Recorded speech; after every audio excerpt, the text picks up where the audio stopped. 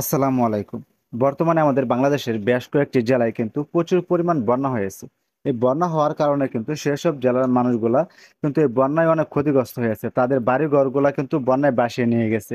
তারা কিন্তু এখন ঠিকমতো খেতে পারতেছে না। এই বন্যার কারণে কিন্তু তাদের নানান ধরনের রোগে আক্রান্ত হচ্ছে তারা।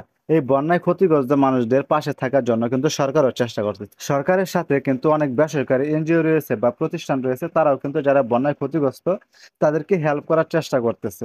মানে যার পক্ষে যতটুকু সম্ভব ততটুকু দিয়ে কিন্তু ওই বন্যায় ক্ষতিগ্রস্ত মানুষদের পাশে কিন্তু দাঁড়ানোর চেষ্টা করতেছে।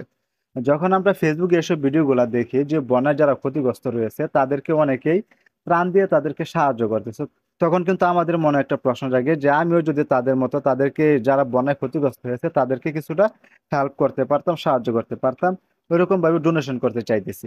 কিন্তু আমরা এই ডোনেশনটা কোন জায়গায় করব, এই ডোনেশনটা কোন জায়গায় করলে এখন বর্তমানে তাদের কাজে আসবে, সেই সেই মাধ্যমটা কিন্তু আমরা অনেকে খুঁজে পাচ্ছি না। তো আজকে এই ভিডিওতে আমি আপনাদেরকে দেখাবো যারা বন্যায় ক্ষতিগ্রস্ত রয়েছে তাদেরকে আপনারা কিভাবে ডোনেশন করবেন।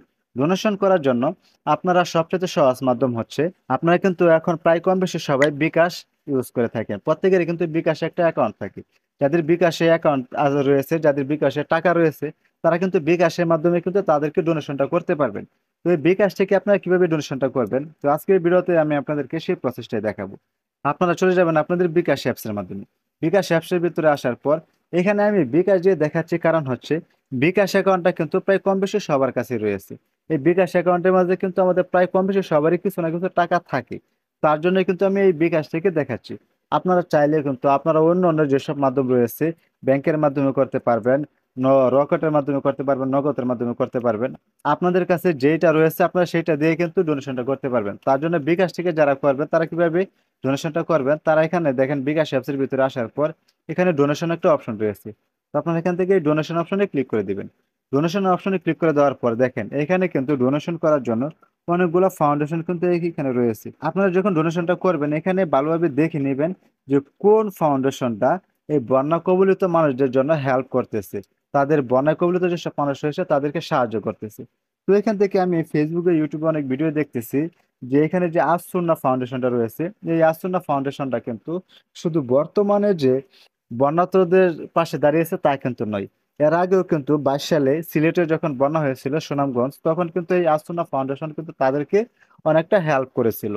তার জন্য এখান থেকে আমি আপনাদেরকে এই আসুন্না ফাউন্ডেশনটা দিয়ে দেখাচ্ছি। আপনারা চাইলেও এখানে কিন্তু আরো অনেকগুলো ডোনেশন করার জন্য আরোগুলো অনেক ফাউন্ডেশন রয়েছে, জাস্ট আমি আপনাদেরকে দেখানোর জন্য এখান থেকে এই আসুন্না ফাউন্ডেশনটা সিলেক্ট করে দিতেছি। সিলেক্ট করে দেওয়ার পর এখানে একটা নতুন ইন্টারফেসে নিয়ে আসবেন। এখানে আসার পর প্রথম যে অপশনটা রয়েছে দেখেন, আপনার নাম লিখুন ইংরেজিতে। তো এখানে আমি আমার নামটা লিখে দিতেছি।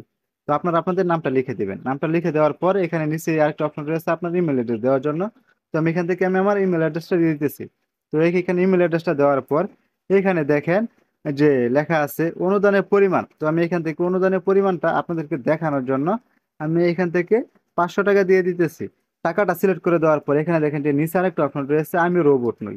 তো আপনারা এখান থেকে এই অপশনটিতে ক্লিক করে দিবেন।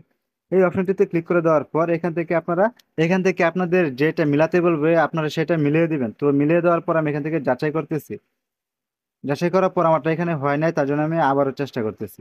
আবার চেষ্টা করার পর এখানে আমি যাচাই করে তো আবার ক্লিক করে দিলাম। ক্লিক করে দেওয়ার পর এখানে চলে আসছে যে আমি রোবট নই। রোবট নই দেওয়ার পর এখানে দেখেন যে নিচে লেখা আছে অনুদান। তো আপনারা এখান থেকে এই অনুদানে ক্লিক করে দিবেন।